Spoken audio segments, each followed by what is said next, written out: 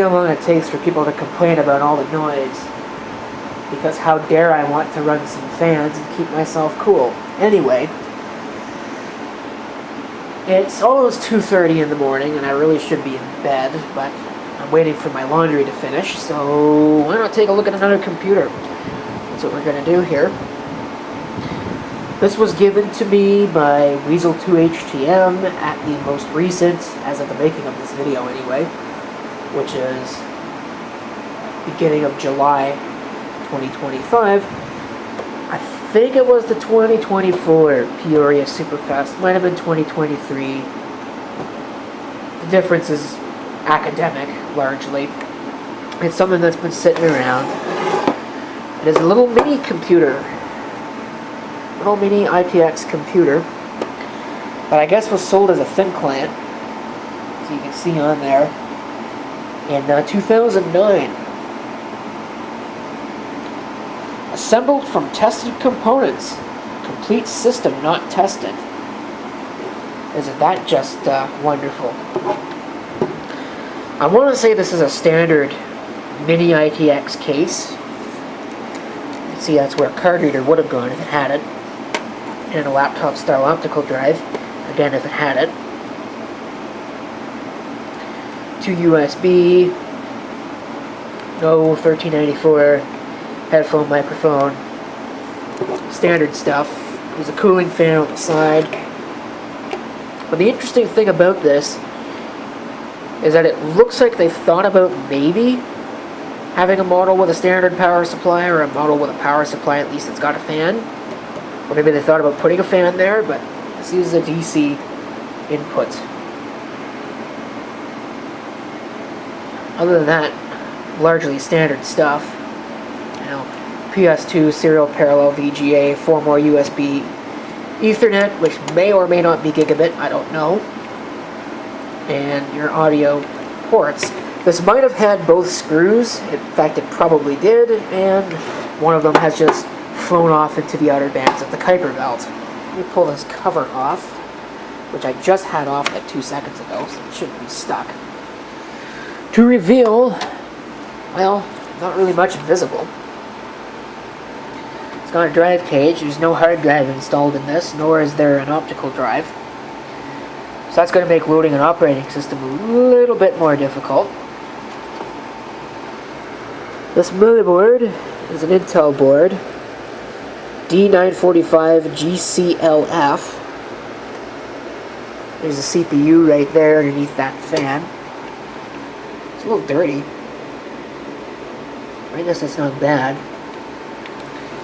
How much RAM is this? 1 gigabyte of PC2 5300. It's awfully tempting to upgrade that, because I probably can upgrade that to like 2 gigs or something. I almost wonder if I have better RAM sitting here. I think that's DDR3 though.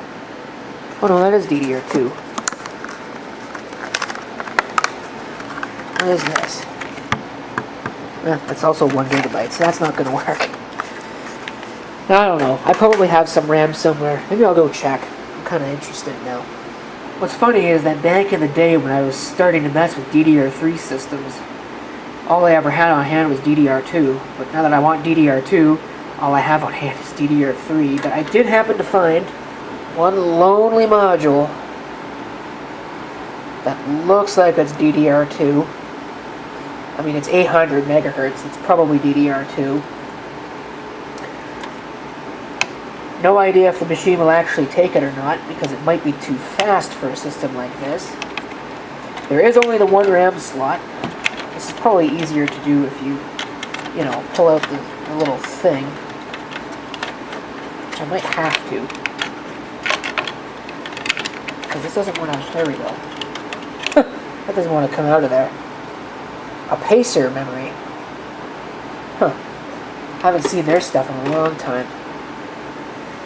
I'm going to mess with that off camera. Well, it went into place. Whether or not it works is anybody's guess. And another look at this motherboard. You can see the 2 fan headers. I'm kind of interested that this actually even needs a 4-pin CPU power connector, but it does. It's got a 20-pin DC connection there. The more interesting bit might actually be the power supply. So if you take a look in there, that is an actual ATX power supply, like a full-scale ATX power supply with a DC conversion on it. It's pretty nice stuff. I'm not sure who makes it. Can't really find any identifying information on it. Probably whoever made the case. I'm not really sure who made the case because there's no real printing on it. Of course, I've lost the cover, which is wonderful. Oh, there it is. Yeah, there's no printing on this anywhere, so I have no idea who manufactured the case. I kind of highly doubt that it was Nobilis, or Nobilis, or however you pronounce that. So my camcorder is complaining about the battery, so I think what I'm going to do is I'm going to change the battery on the camera. And actually, before I do that, something interesting that I just noticed right now. This actually does have a drive in it. Looking back there. I'm not really sure what this is. It's covered in electrical tape, whatever it is. So I'm not sure if that's like an SD card reader or like a little SSD or what that might be, but that's kind of neat. So there is a drive in here. That's nice, so I don't have to deal with that. I'm going to go ahead and I'll put the cover on. I'll get this all plugged in. I do have a power supply. This is not the original power supply for this, but it will work. I'll put the cover on, I'll change the camera battery, and we'll try this thing out and see what happens. Alright, let's see here. We'll plug the DC input in. I've got it plugged into the kilowatt because I'm kind of interested to know how much power it's going to use.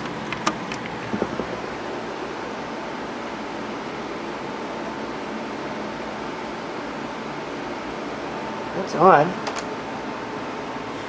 The firmware has detected that a CMOS battery failure has occurred.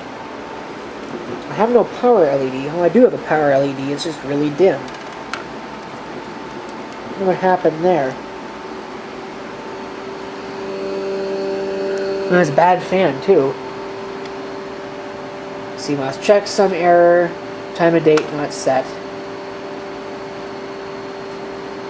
Entering power save.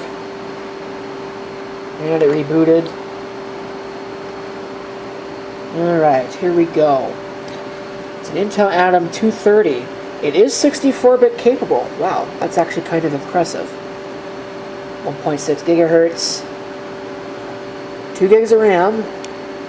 That's good. It definitely needs a new fan. You can hear it.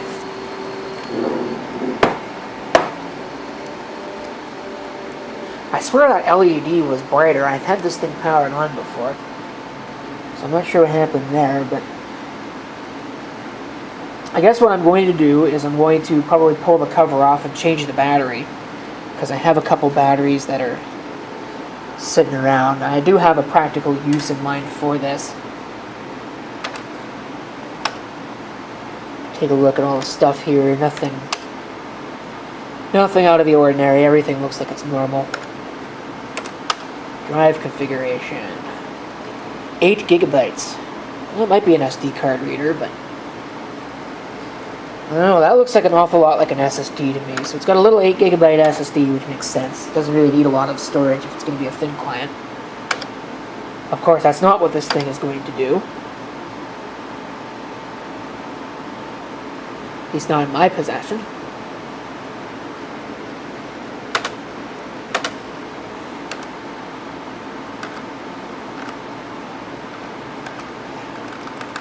Take a look at the hardware monitor. System fan speed is 0. That's kind of odd.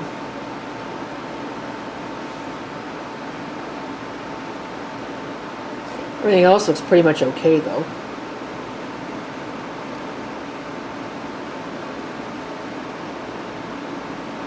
The 12 volt might be a little high, but I guess that's not bad.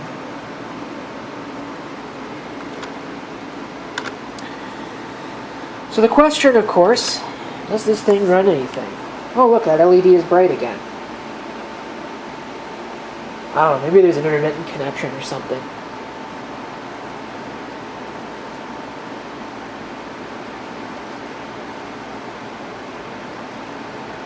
Sure, it hasn't done anything yet.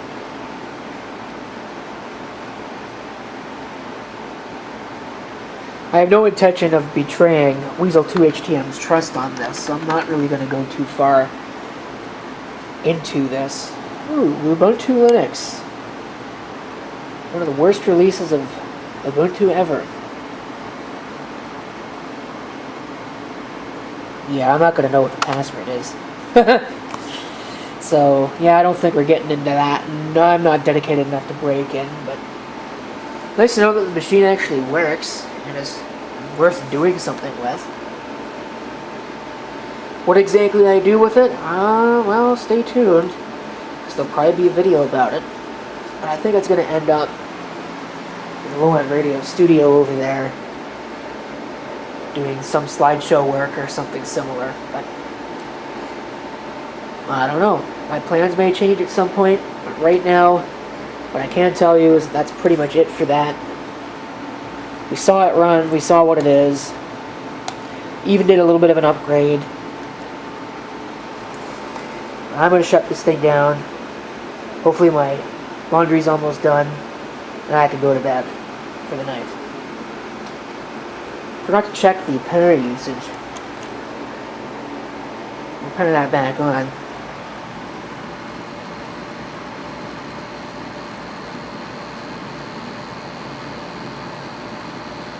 $22 watts, 24, 25.